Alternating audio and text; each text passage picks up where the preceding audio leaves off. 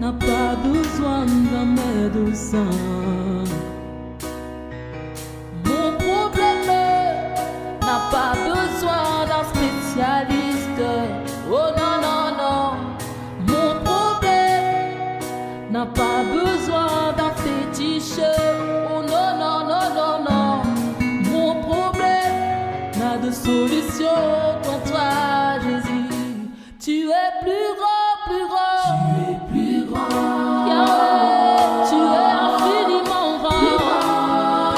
Même ce mot ne peut pas décrire la grandeur de ton nom.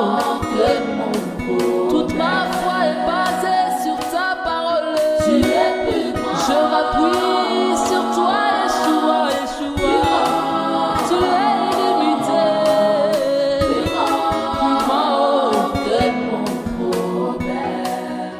Je me réjouis dans mes difficultés, car c'est là que ta puissance surabonde.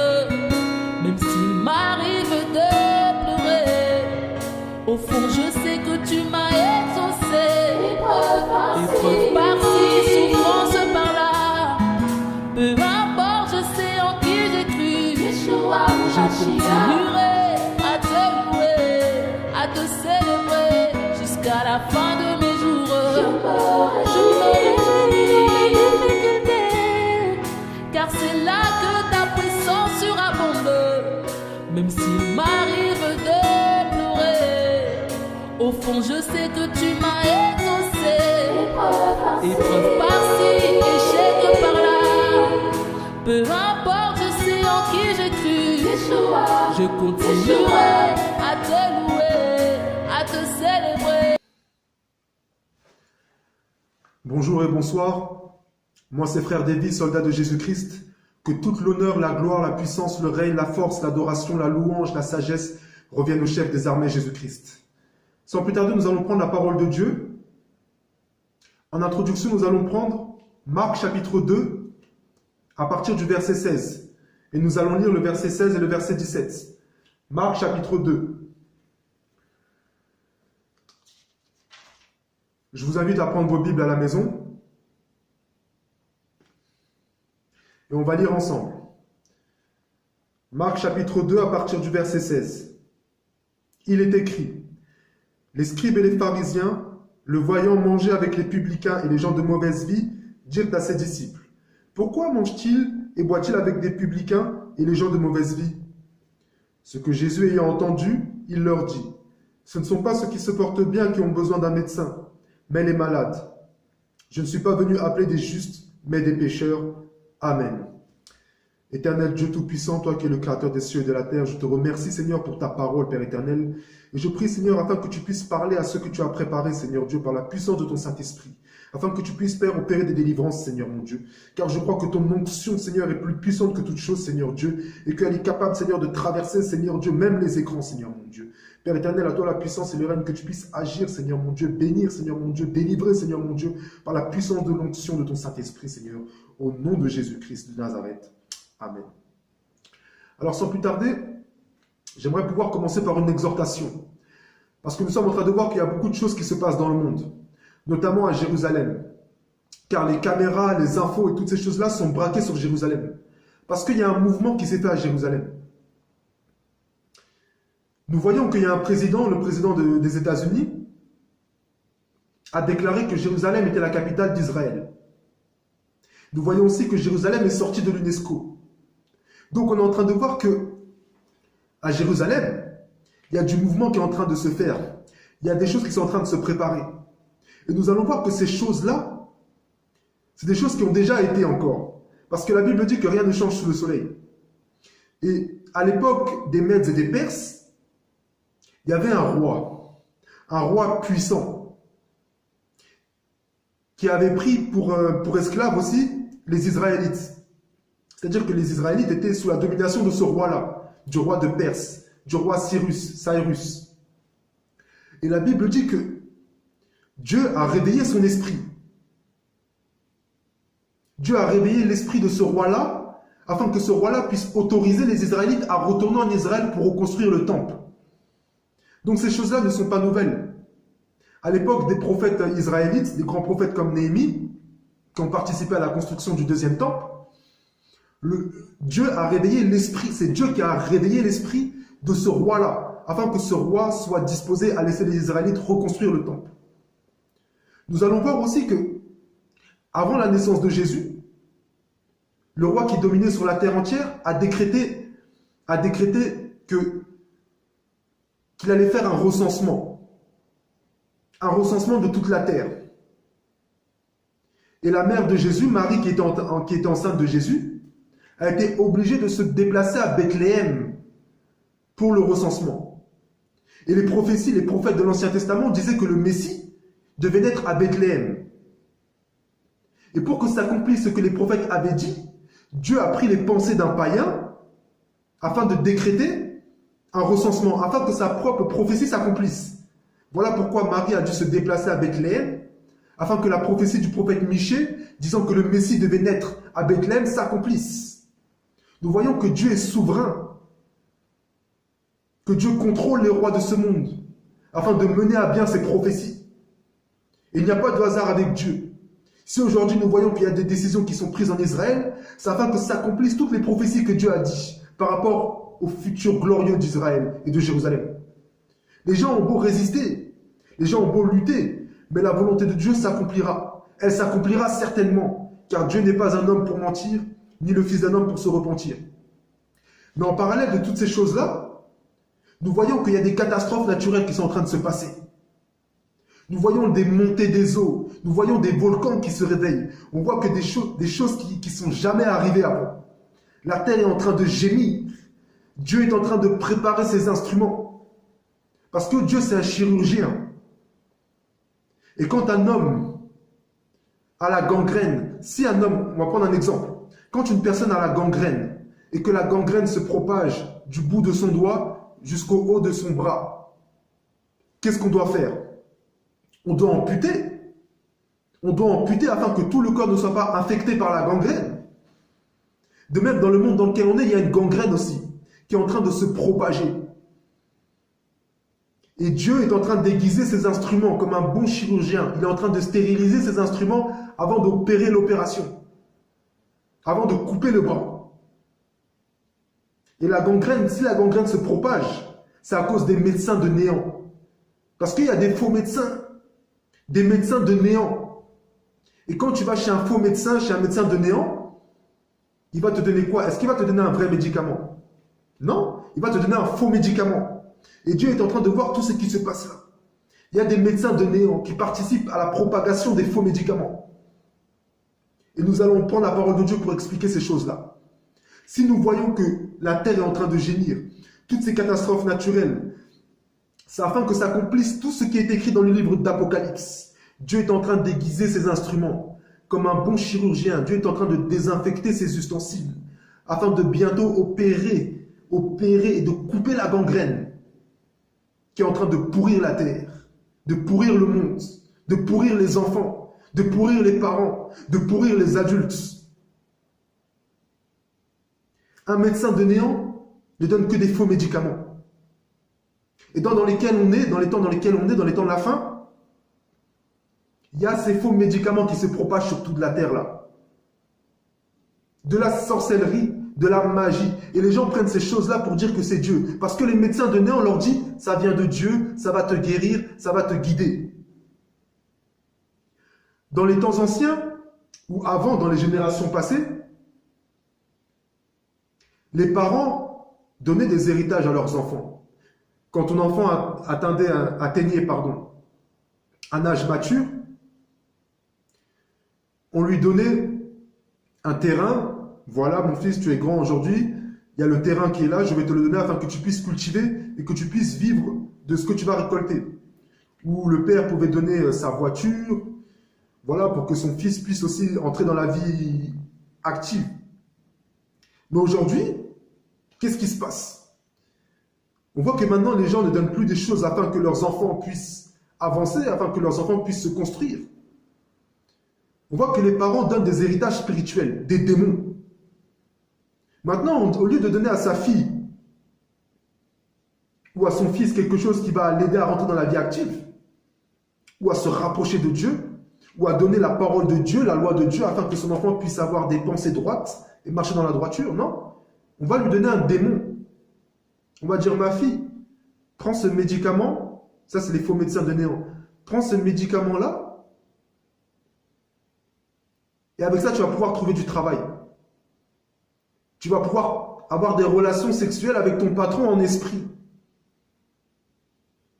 Et ta vie, ça va aller. Ça, c'est du mensonge. C'est les médecins de néant qui prescrivent ces choses-là. Et nous allons prendre la parole de Jérémie. Nous allons prendre Jérémie chapitre 8, à partir du verset 18.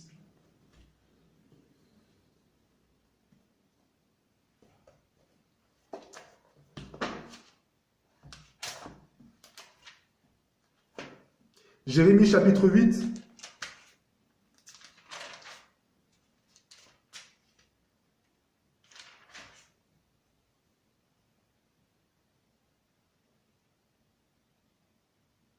Jérémie chapitre 8, verset 18. Nous allons lire.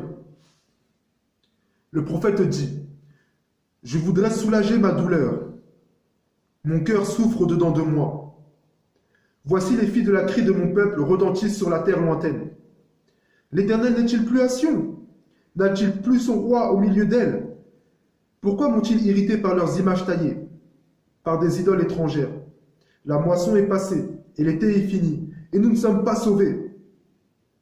Je suis brisé par la douleur de la fille de mon peuple. Je suis dans la tristesse, l'épouvante me saisit. N'y a-t-il point de baume en Galaad? N'y a-t-il point de médecin? Pourquoi donc la guérison de la fille de mon peuple ne s'opère pas? Oh, si ma tête était remplie d'eau, si mes yeux étaient une source de larmes, je pleurerais jour et nuit les morts de la fille de mon peuple. Amen. Nous voyons qu'au temps de Jérémie,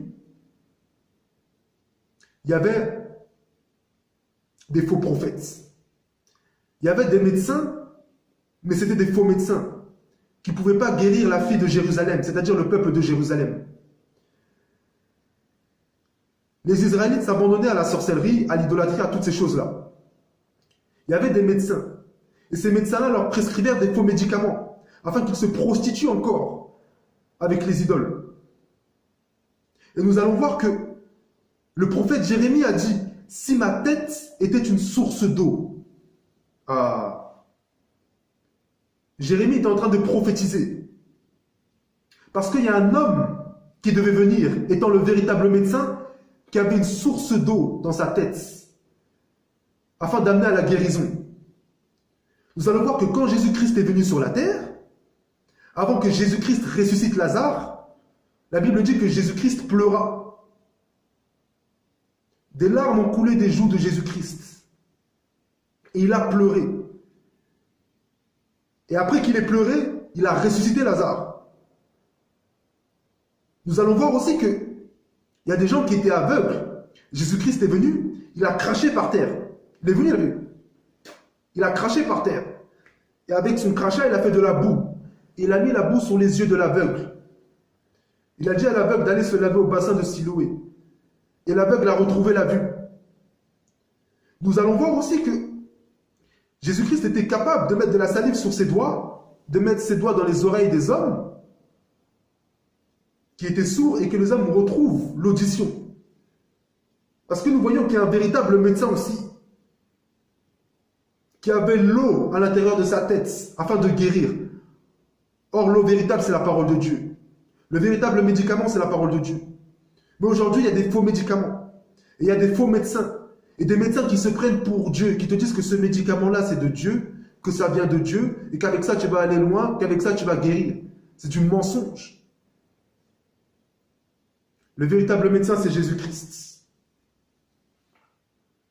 C'est lui qui a la parole de la vie.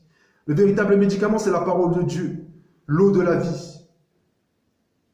Nous allons voir que Job aussi a parlé de médecin de néant.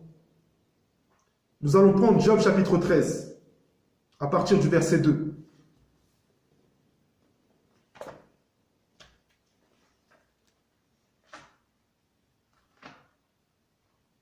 Job chapitre 13, à partir du verset 2.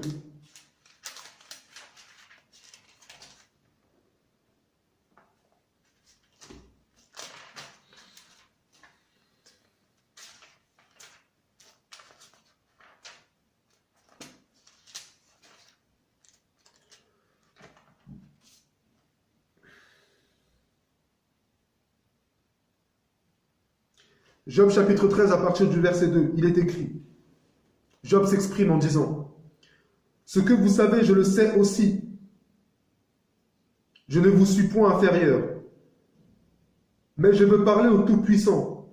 Je veux plaider ma cause devant Dieu. Car vous n'imaginez que des faussetés. Vous êtes tous des médecins de néant. Que n'avez-vous gardé le silence? Vous auriez passé pour avoir de la sagesse. Écoutez, je vous prie ma défense, et soyez attentifs à la réplique de mes lèvres. Direz-vous en faveur de Dieu ce qui est injuste, et pour le soutenir, allégrez-vous des faussetés. Voulez-vous avoir égard à sa personne? Voulez-vous plaider pour Dieu? S'il vous sonde, vous approuvera-t-il? Ou le tromperez-vous comme on trompe un homme? Certainement, il vous condamnera, si vous n'agissez en secret que par égard pour sa personne. Sa majesté ne vous épouvantera-t-elle pas? Sa terreur ne tombera-t-elle pas sur vous? Amen, on va s'arrêter là. Donc nous voyons que Job est en train de parler des médecins de néant, qui ont la fausseté à la bouche. Et nous sommes dans un temps où l'Église est l'équivalent de la Jérusalem d'en haut. C'est-à-dire que l'Église est la deuxième partie d'Israël. C'est la partie spirituelle d'Israël. Car nous voyons que sur le chandelier, il y a la branche principale. Et il y a la partie de gauche et la partie de droite. Or, dans le chandelier, la branche principale, c'est Jésus-Christ. Voilà pourquoi nous voyons que la Bible dit que Jésus-Christ est l'homme du milieu. Et que quand Jésus-Christ passait au milieu des Juifs, il passait toujours au milieu d'eux. Parce que c'est lui l'arbre du milieu, la branche du milieu. Et nous voyons qu'il y a 3 branches de chaque côté, du côté gauche et du côté droit. Il y a Israël et il y a les chrétiens, l'Église. Parce que le chandelier, c'est un arbre aussi. Voilà pourquoi, quand ils ont fait le chandelier, ils ont demandé à faire des pommes et des amandes et des fruits sur le chandelier. Et nous voyons que l'Église, c'est la partie spirituelle d'Israël. C'est la Jérusalem d'en haut. Voilà pourquoi on peut parler de l'Église aussi dans la Bible comme étant Israël. Et nous allons voir qu'à l'intérieur de l'Église, il y a des médecins de néant. Et étant donné que nous sommes à la fin des temps, cette gangrène-là se propage de plus en plus. Des gens qui ramènent la sorcellerie, la magie dans l'Église. Des gens qui sont là, qui se disent pasteurs, c'est des chefs coutumiers qui ramènent la sorcellerie dans l'Église. Et une gangrène qui se propage, des choses abominables. Et ces choses-là se sont déjà passées au temps de Job. Et Job dénonce ces choses-là. Mais gloire soit rendue à Jésus-Christ. Le véritable médecin est venu sur la terre afin de te délivrer du péché. Dieu a envoyé un médecin afin de travailler, afin de guérir, afin que tu sois sauvé dans la fin des temps. Dieu ne veut pas que tu meures. Dieu ne veut pas que tu restes malade. Jésus-Christ, quand il est venu, il a chassé les démons. Il a donné la vue aux aveugles. Il a rendu l'audition aux sourds. Il a donné la parole aux muets. Parce que Jésus-Christ, c'est un médecin aussi. C'est un médecin qui veut te soigner. Ne croyez pas que la vie chrétienne, c'est une vie monotone.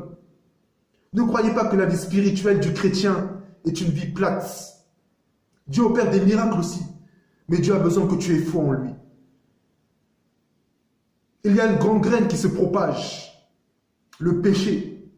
Le péché. Voilà pourquoi la colère de Dieu vient sur les hommes de la fin du monde. Voilà pourquoi Dieu se prépare à détruire la terre. Voilà pourquoi Dieu se prépare à brûler la terre. Parce que c'est le péché. Et nous voyons que le péché a atteint un état grave. Le péché est à ébullition. Et comment on peut voir que le péché est à ébullition? On peut voir ça dans les enfants. Nous voyons qu'à l'époque de Sodome et Gomorrhe, il y avait un homme pieux qui s'appelle Lot. Lot était tourmenté par toutes les abominations qu'il voyait à Sodome et Gomorrhe. Et il y a 2 hommes de Dieu, 2 anges de Dieu qui sont venus pour sauver Lot parce que Dieu allait détruire Sodome et Gomorrhe.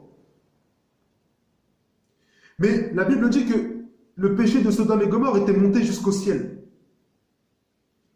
Et quand les hommes de Dieu sont rentrés chez Lot, tous les habitants de Sodome et Gomorrhe sont allés. Et ils ont demandé à Lot de faire sortir les hommes de Dieu qui étaient dans la maison, afin d'avoir des relations sexuelles avec eux. Et la Bible dit que même les enfants allaient participer à ces choses-là. Donc nous voyons que Si Dieu a détruit la Sodome et Gomorrhe par le feu, c'est parce que même les enfants étaient pervertis. Et dans les temps dans lesquels on est, il y a des enfants qui sont pervertis par leurs parents. Quand tu enseignes à ton enfant à se prostituer avec la magie et la sorcellerie, tu es en train de pervertir ton enfant. Tu pervertis l'esprit de ton enfant. Ces soi-disant médicaments, qui ne sont pas des vrais médicaments, mais des faux médicaments donnés par des médecins de néant. Or, autorisés par des faux pasteurs de néant.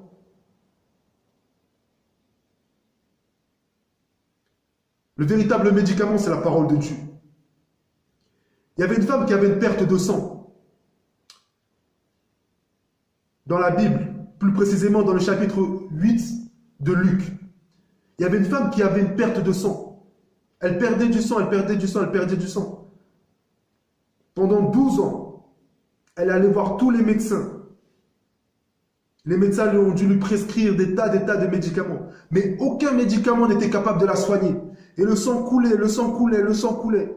Jusqu'au jour où cette femme a vu Jésus. Elle a vu Jésus. Et cette femme avait la foi que si elle touchait juste le pan de la robe de Jésus, Jésus était capable de la guérir. Et cette femme a agi par la foi. Et quand elle a touché Jésus, elle a été immédiatement guérie de sa perte de sang. Cette femme-là a dû aller voir des médecins. Les médecins ont dû lui prescrire des médicaments. Mais des médicaments qui ne guérissaient pas. Des placebos. Des faux médicaments. Nous sommes vraiment dans des temps critiques. Voilà pourquoi j'exhorte les personnes qui me suivent, enfin qui suivent la vidéo, à suivre Jésus-Christ. Parce que la terreur s'en vient. Il y a une destruction qui va arriver. Et tout ce que Dieu a prédit, Dieu est fidèle pour l'accomplir. Il est écrit dans Apocalypse que 1/4 des hommes vont mourir. Et par la suite encore, il est écrit que 1/3 des hommes vont mourir. Donc là, on parle de milliards de personnes. Et tout ça à cause de quoi? À cause du péché. Ne sois pas une poule de basse-cour qui se livre dans le péché en regardant que ce qu'il y a en face de lui, qui regarde par terre et qui avance la tête baissée. Non. Mais que tu puisses prendre de l'altitude, comme les aigles, afin de voir tout ce qu'il y a autour de toi. Ne reste pas dans le péché. Le véritable médecin, Jésus-Christ, est venu afin de te soigner, afin de te guérir, afin de travailler avec toi, afin que tu puisses échapper à la gangrène, à la pourriture qui va arriver. J'ai vu dernièrement dans les informations sur Internet que sur une plage en Australie, les plages en Australie étaient remplies d'asticots. Des asticots partout. Des choses abominables. Pour montrer à quel point que c'est la pourriture. Nous sommes dans un monde où les gens sont possédés d'un esprit mauvais, possédés d'un esprit impur. Et qu'ils appellent ça Dieu. Le mensonge spirituel. La fausse onction. Et l'antéchrist va venir pour présider ces choses-là. Voilà pourquoi je t'exhorte à laisser ces choses-là, à marcher par la foi en Jésus-Christ. Toi qui dis que ta religion sert Dieu, et qui par la suite, tu fais la magie, tu mets des bagues là, avec les bagues là, tu vas tirer sur ton frère qui dort à côté de toi. Ça, c'est de la magie. Tu dis que tu sers Dieu, mais les païens qui ne servent pas Dieu, ils font la même chose que toi. Comment ça se fait? Pourquoi? Parce que c'est Satan, c'est le diable. Or, Abraham a marché par la foi. Isaac a marché par la foi. Et tous les patriarches ont marché par la foi. Nous sommes dans un monde rempli de péchés. Le Seigneur, Jésus-Christ, est le médecin que Dieu a envoyé dans la fin des temps, afin de te guérir. Dieu opère encore des miracles aujourd'hui. Le Seigneur Jésus-Christ a dit que si tu le suis, que tu gardes sa parole, quand bien même tu seras mort, tu vivras. Si tu te repens de tes péchés pour suivre Jésus-Christ, tu ne verras jamais la mort. Car le médicament que Jésus-Christ prescrit, qui est sa parole, te délivre même de la mort. La mort n'a plus de pouvoir sur toi.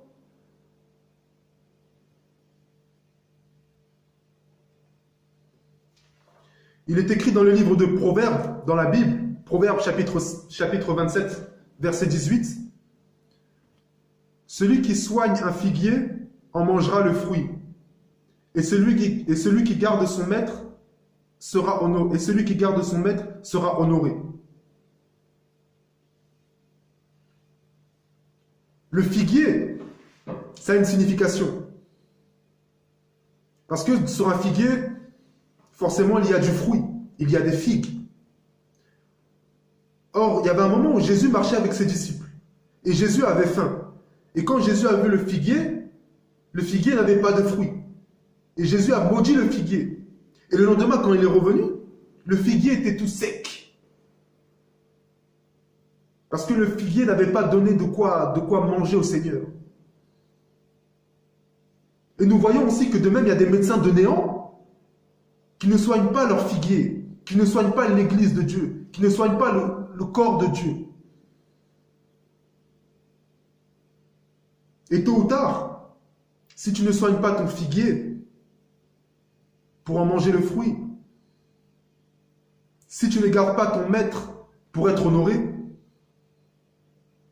le figuier va sécher. Je m'adresse ici aux bergers de néant, aux médecins de néant. Tu peux prêcher Jésus-Christ. Tu peux prêcher la parole de Dieu. Tu peux avoir une cravate. Tu peux avoir une Bible. Tu peux parler de Jésus-Christ. Mais si tu laisses le diable, si tu laisses Satan régner dans l'assemblée, si tu prêches par hypocrisie, alors que ceux qui te regardent prêcher savent tous que tu es sorcier et participent eux-mêmes à la magie, à toutes ces abominations, c'est des choses que le Seigneur déteste. C'est la gangrène qui se propage dans les églises, c'est la gangrène qui se propage sur la terre, et c'est pour ça que Dieu va amputer.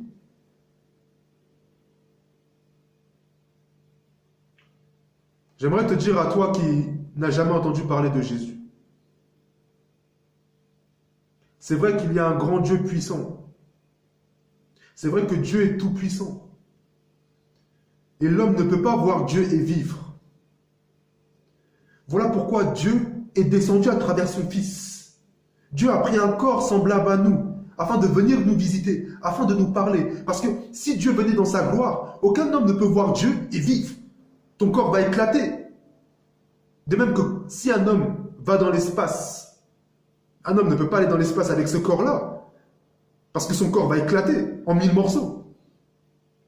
De même, Dieu ne pouvait pas venir descendre sur la terre pour te parler et te dire de te repentir dans sa gloire, non, parce que tu n'allais pas résister. Tu ne peux pas voir Dieu et vivre. Voilà pourquoi Dieu est descendu à travers son Fils. Dieu a pris un corps comme nous, afin de nous parler, afin que nous puissions comprendre, afin que nos yeux soient ouverts, afin que nos oreilles s'ouvrent, afin que nous puissions aussi partager l'évangile de Dieu. Si tu es dans tes péchés, sors du péché. Sors de la fornication. Sors de la sorcellerie. Sors de la magie. Sors de toutes ces choses-là. Parce que Dieu veut te sauver. Dieu veut te guérir. Dieu opère des miracles. Si tu as la foi, si tu as foi en Jésus-Christ, Dieu va agir conformément à ta foi. Si tu prends un bassin et que tu mets de l'eau dans un bassin, si tu prends une tasse et que tu puises l'eau dans le bassin, tu auras dans ta tasse ce que tu as puisé. Mais si tu prends une casserole et que tu puises dans la bassine avec la casserole, tu auras ce que tu auras puisé. C'est pareil avec la foi. Si tu as une foi comme ça, Dieu va agir comme ça. Si tu as une foi comme ça, Dieu va agir comme ça. Parce que Dieu n'a pas de limite. C'est lui qui a créé l'univers. Et Dieu joue avec les planètes, comme quand il joue aux billes, comme quand les hommes jouent aux billes. Tout ça, ça lui appartient. Mais Dieu veut te sauver. Le Seigneur veut te délivrer du péché.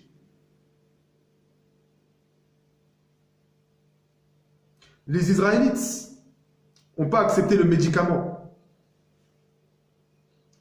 Quand le médecin est venu, les Israélites n'ont pas accepté.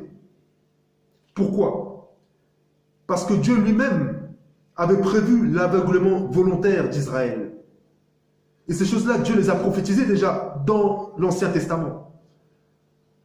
Voilà pourquoi quand Joseph était en Égypte, la première fois que ses frères sont venus le voir en Égypte, ils ne l'ont pas reconnu. De même que la première fois que le Messie est venu chez eux, Jésus-Christ, ils ne l'ont pas reconnu. Mais la deuxième fois que Joseph a été visité par ses frères l'ont reconnu. De même que la seconde venue du Messie, c'est là que les Israélites vont reconnaître que Jésus-Christ est leur Messie. De même, Moïse a dit aux Israélites qu'il viendra un autre prophète comme lui et que celui qui ne l'écoute pas sera retranché du peuple. Et Moïse parlait de Jésus-Christ. Pourquoi Moïse parlait de Jésus-Christ? Parce qu'à la naissance de Moïse, ils ont tué des bébés. Il y a eu un massacre, ils ont tué plein d'enfants. De même qu'à la naissance de Jésus-Christ aussi, ils ont tué plein d'enfants parce qu'ils voulaient aussi tuer le Messie qui est Jésus-Christ. À la naissance de Moïse, il s'est passé cette chose-là, et Moïse a annoncé la venue de Jésus-Christ. À la naissance de Jésus-Christ, il s'est passé la même chose. Parce que Jésus-Christ est le prophète qui était comme Moïse, dont Moïse a annoncé la venue. De même que quand Moïse s'est détaché de la royauté de l'Égypte et est allé vers son peuple, la première fois, les Juifs l'ont rejeté. Les Juifs ont rejeté Moïse. Quand les deux Israélites étaient en train de s'embrouiller, Moïse est venu vers eux et ils l'ont rejeté. Ils lui ont dit, vas-tu nous tuer comme tu as tué l'Égyptien? C'est-à-dire que la première fois que Moïse est venu vers son peuple ne l'a pas reconnu. Et la deuxième fois que Moïse est venu, c'est là que Moïse a délivré Israël. De même que la première fois que Jésus-Christ est venu, les Israélites ne l'ont pas reconnu, ils n'ont pas voulu qu'il règne sur lui. Mais la seconde fois que le Seigneur va venir, c'est là que Jésus-Christ va régner. Frères bien-aimés, il y a des choses qui sont en train de se passer. Et si toutes les catastrophes qui se passent, toutes ces choses-là qui sont en train d'arriver, c'est à cause du péché. Il y a des faux médicaments donnés par des médecins de néant. Si tu gardes la parole de Dieu, Dieu te gardera. Si tu te repens de ton péché et que tu es baptisé au nom de Jésus-Christ et que tu te détournes du péché et que par la foi tu te fais baptiser, tu te fais immerger dans l'eau pour suivre Jésus-Christ, le Seigneur va envoyer ce qu'on appelle sur toi le Saint-Esprit.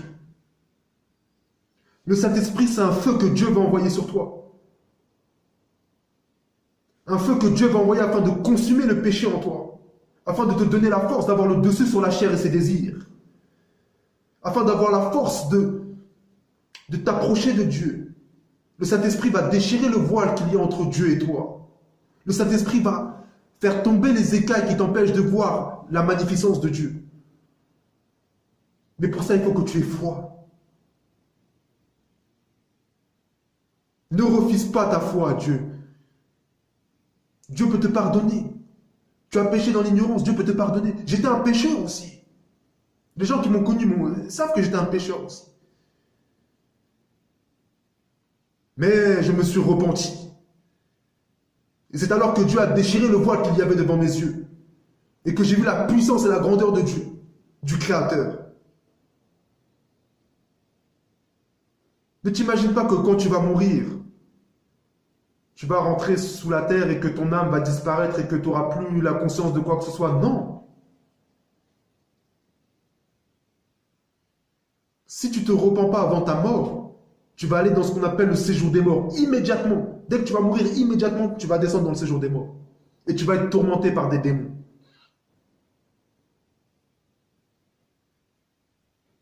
Il y a deux endroits dans l'éternité.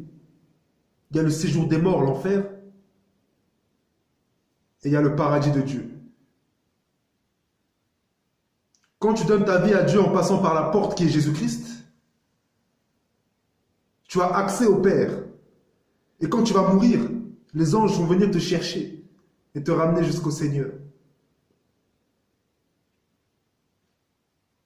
Le diable est en colère. Et le diable veut chercher un maximum de personnes avec lui, car son heure va bientôt arriver. Ne te laisse pas entraîner par Satan. Ne te laisse pas entraîner par le diable. Ne te conforme pas aux impudicités de ce monde. Ne te conforme pas au péché de ce monde. Sois un anticonformiste en ce qui concerne le péché.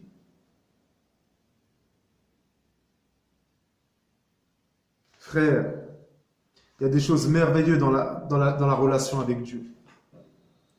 La partie spirituelle de la relation du chrétien avec Dieu, c'est quelque chose qui est caché aux yeux des hommes. Dieu est un Dieu plein d'amour, plein de compassion. Mais pour avoir accès à toutes ces choses merveilleuses, il faut que Dieu voit que tu es faux en lui. Vous savez, Dieu peut te garder de la maladie pendant des années, des années. Même si dans ta famille, au travail, les gens tombent malades, il y a des cas de grippe, des choses, Dieu peut te garder. Tu es le seul qui n'est pas touché. Que 1000 tombent à ta droite, 10 000 à ta gauche. Que 1000 tombent à ta gauche, 10 000 à ta droite, tu ne seras pas atteint. Si tu demeures en Jésus-Christ. Frère, que Dieu nous garde. En ces temps de la fin, que Dieu nous garde. Que Dieu nous aide. Et Jésus-Christ t'aime.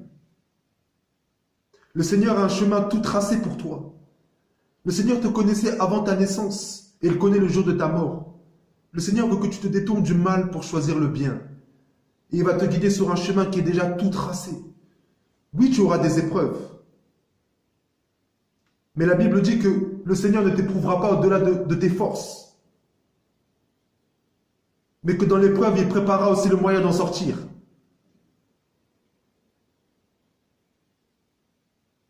Frère, détourne-toi du péché. Suis le Seigneur Jésus-Christ. Dieu t'aime, il t'attend les bras ouverts. Et Dieu veut que tu montes dans l'arche avant la destruction. Monte dans l'arche. Sois vif. Ne reste pas là. Non, sois vif. Dieu a construit une arche. L'arche, c'est Jésus. Rentre dans l'arche. Parce que la destruction va arriver. Il faut rentrer dans l'arche in extremis. Vite. Afin de ne pas passer par ces choses-là. Parce que celui qui rentre dans le corps de Christ ne va pas participer à la destruction qui va arriver, là, qui est en train d'arriver. Mais avant que la destruction arrive, le Seigneur va revenir et il va te chercher. Il va te prendre avec lui. Et on va aller dans ce qu'on appelle la fête des noces. Nous allons manger à table avec Abraham, Isaac et Jacob. Nous allons admirer la beauté de Jésus, pendant que sur la terre, ce sera la destruction. On va recevoir des couronnes, des récompenses. Voilà pourquoi la mort m'est un gain. Si vous me tuez, vous allez m'aider à rentrer à la maison. Vous allez m'aider à voir Jésus. Frère, ne reste pas dans tes péchés. Dieu t'aime, ma sœur. Ne reste pas dans tes péchés, ma sœur. Oui, la femme a une place aussi dans l'église. La femme reçoit le Saint-Esprit comme l'homme aussi. La femme reçoit des dons spirituels. Il y a des femmes qui ont travaillé pour Dieu aussi. Quoique le ministère ne soit pas pour les femmes. Mais la femme a sa place aussi. La femme a des dons. La femme peut recevoir le don de prophétie. La femme peut recevoir le don de guérison. Mais ma sœur, il faut que tu te détournes du péché aussi, ma sœur. Ne laisse pas un étranger te souiller, ma sœur. Ne laisse pas un homme faire ce qu'il veut de toi, ma sœur. Mais sois une femme digne, une femme qui marche selon les voies de l'Éternel, une femme qui soigne non la parure extérieure, mais la parure intérieure. Je ne dis pas que tu dois arrêter de te coiffer les cheveux, non. Mais que ton âme doit briller aussi pour Dieu. Ma sœur, ne te conforme pas aux prostituées de ce monde, ma sœur. Ne te conforme pas aux femmes impudiques qui s'affichent, qui affichent leur nudité, ma sœur. Mais sois une femme pieuse qui marche selon les voies de l'Éternel et qui cultive le terrain de son cœur par la parole de Dieu. Tu n'es pas un objet, tu n'es pas un produit, tu es une femme.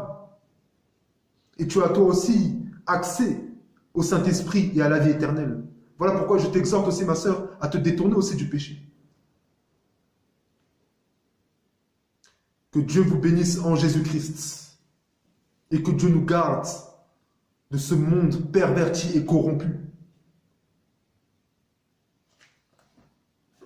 Que toute l'honneur, la gloire, la louange, la puissance, le règne reviennent à Jésus-Christ. La parole de Dieu est la seule et unique parole de Dieu, la Sainte Bible. Mon problème n'a pas besoin d'un médecin. Mon problème n'a pas besoin d'un spécialiste. Oh non, non, non. Mon problème n'a pas besoin d'un féticheur. Oh non, non, non, non, non. Mon problème n'a de solution qu'en toi, Jésus.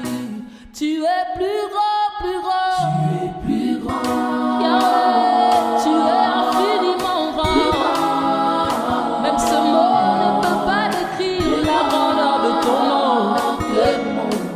Toute ma foi est basée sur ta parole. Tu es plus grand. Je m'appuie sur toi, Yeshua, Yeshua. Tu es illimité. Plus grand que mon problème. Je me réjouis dans mes difficultés, car c'est là que ta puissance surabonde. Même s'il m'arrive de pleurer, au fond je sais que tu m'as exaucé. Épreuve par-ci, souffrance par-là, peu importe, je sais en qui j'ai cru. Je continuerai à te louer, à te célébrer jusqu'à la fin de mes jours. Je me réjouis dans mes difficultés, car c'est là que ta puissance surabonde. Même s'il m'arrive de pleurer, au fond je sais que tu m'as exaucé. Épreuve par-ci, échec par-là, peu importe, je sais en qui j'ai cru. Je continuerai à te louer, à te célébrer jusqu'à la fin de mes jours. Tu es plus grand, Yahweh. Tu es plus grand. Mon parcours peut être sombre, mais Yeshua a le dernier mot sur ma vie.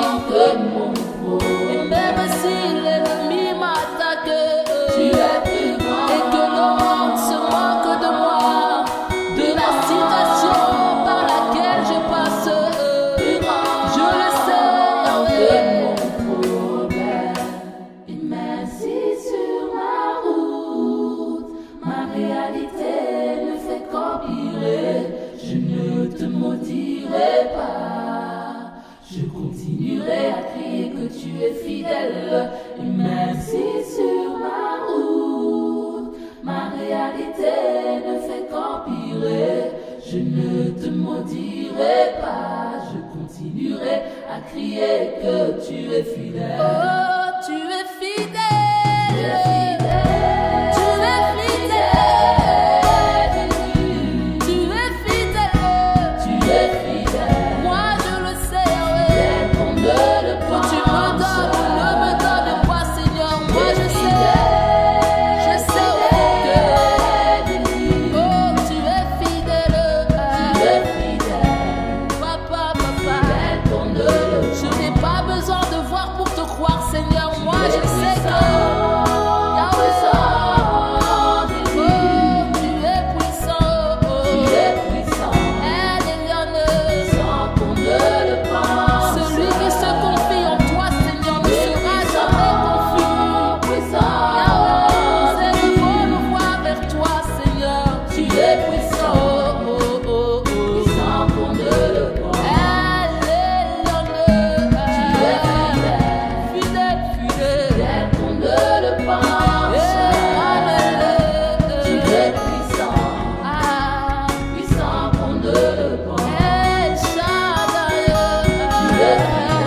fidèle, fidèle.